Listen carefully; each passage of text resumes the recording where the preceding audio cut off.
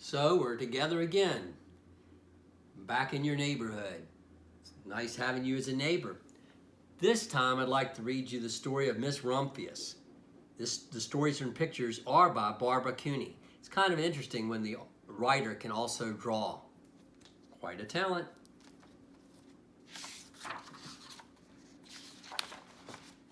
I'm going to read the inscription on this book. To St. Nicholas, patron saints of children, sailors, and maidens. St. Nicholas is Santa Claus. The lupine lady lives in a small house overlooking the sea. In between the rocks around her house grow blue and purple and rose-colored flowers. The lupine lady is little and old, but she has not always been that way. I know. She's my great aunt, and she told me so. Once upon a time, she was a little girl named Alice who lived in a city by the sea. From the front stoop, she could see the wharfs and the bristling masts of the tall ships. Many years ago, her grandfather had come to America on a large sailing ship.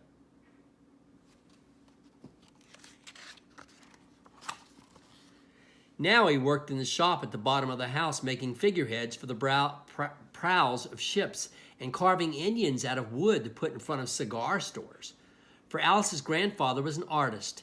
He painted pictures, too, of sailing ships and places across the sea. When he was very busy, Alice helped put in the skies. So she's a bit of an artist, too.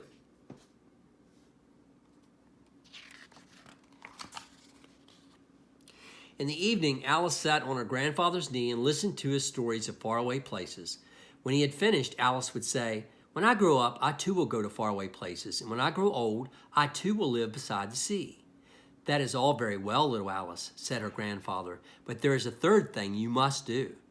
"What is that?" asked Alice. "You must do something to make the world more beautiful," said her grandfather.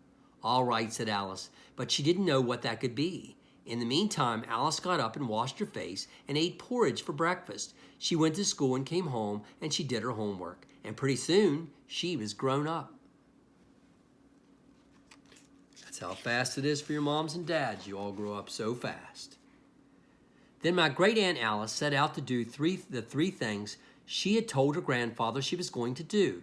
She left home, and she went to live at another city far away from the sea and the salt air. There she worked in the library, dusting books and keeping them from getting mixed up, and helping people find the ones they wanted. Some of the books told her about faraway places. People called her Miss Rumphius now. We have Miss Piper at school that does that job. Sometimes she went to the conservatory in the middle of the park. When she stepped inside on a wintry day, the warm, moist air wrapped itself around her, and the sweet smell of jasmine filled her nose. "This is almost like a tropical isle," said Miss Rumphius, "but not quite."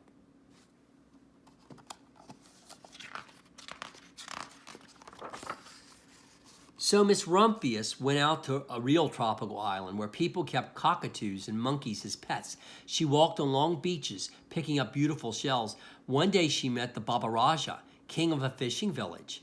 "You must be tired," he said. "Come into my house and rest." So Miss Rumphius went in and met the Baba Raja's wife. The Baba Raja himself fetched a green coconut and cut a slice off the top so that Miss Rumphius could drink the coconut water inside.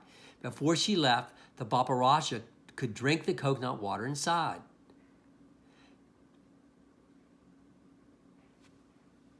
Before she left, the Baba Raja gave her a beautiful mother-of-pearl shell on which he had painted a bird of paradise and the words, "You will always remain in my heart."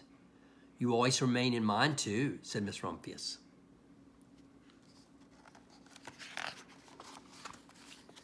My great-aunt Miss Alice Rumphius climbed tall mountains where the snow never melted. She went through jungles and across deserts. She saw lions playing and kangaroos jumping, and everywhere she made friends she would never forget. Finally, she came to the land of the lotus eaters, and there, getting off a camel, she hurt her back. "What a foolish thing to do," said Miss Rumphius. "Well, I've certainly seen faraway places. Maybe it is time to find my place by the sea." And it was, and she did. So I wonder where the land of the lotus eaters is. Looks like it's out in the Middle East somewhere, because there's camels there. From the porch of her new house, Miss Rumphius watched the sun come up. She watched it across the heavens and sparkle in the water, and she saw it set in glory that in the evening. She started a little garden among the rocks that surrounded her house, and she planted a few flower seeds in the stony ground. Miss Rumphius was almost perfectly happy. But there is still one more thing I have to do, she said. I have to do something to make the world more beautiful. But what? The world already is pretty nice, she thought, looking out over the ocean.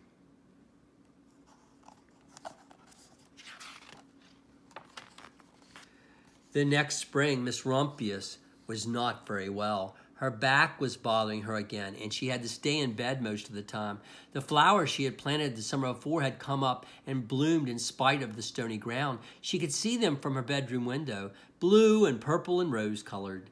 Lupines, said Miss Rumphius with satisfaction. I've always loved lupines the best. I wish I could plant more seeds this summer so that I could have still more flowers next year. But she was not able to.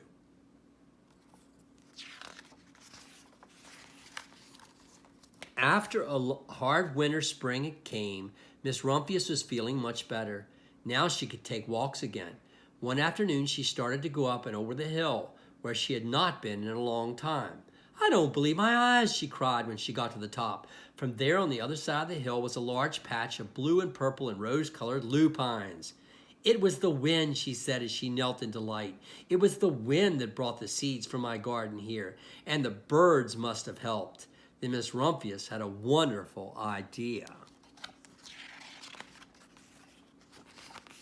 She hurried home and she got out her seed catalogs. She sent off to the very best seed house for 5 bushels of lupine seed. All that summer, Miss Rumphius, her pockets full of seeds, wandered over fields and headlands sowing lupines. She scattered seeds along the highways and down the country lanes. She flung handfuls of them around the schoolhouse and the back of the church. She tossed them into hollows and along stone walls. Her back didn't hurt her any more at all. Now some people called her that crazy old lady. You know what she's up to now? You figured it out? Why is she doing it is the question. The next spring, there were lupines everywhere. Fields and hillsides were covered with blue and purple and rose-colored flowers. They bloomed along the highways and down the lanes. Bright patches lay around the schoolhouse and back in the back of the church. Down in the hollows and along the stone walls grew the beautiful flowers. Miss Rumphius had done the third, the most difficult thing of all. My great Aunt Alice Miss Rumphius is very old now. Her hair is very white. Every year there are more and more lupines. Now they call her the Lupine Lady. Sometimes my friends stand with me outside her gate, curious to see the old lady who planted the fields of lupines. When she invites us in, they come slowly. They think she's the oldest woman in the world. Often she tells us stories of faraway places. When I grow up, I tell her, I too will go to faraway places and come home to live by the sea. That is all very well, little Alice, says my aunt. But there is a third thing you must do. What's that, I ask. You must do something to make the world more beautiful. All right, I say. But I do not know yet what that can be. Hope you enjoyed the story of Miss Rumphius and be challenged by the questions I gave you to look over to begin this reading and after. Have a good day.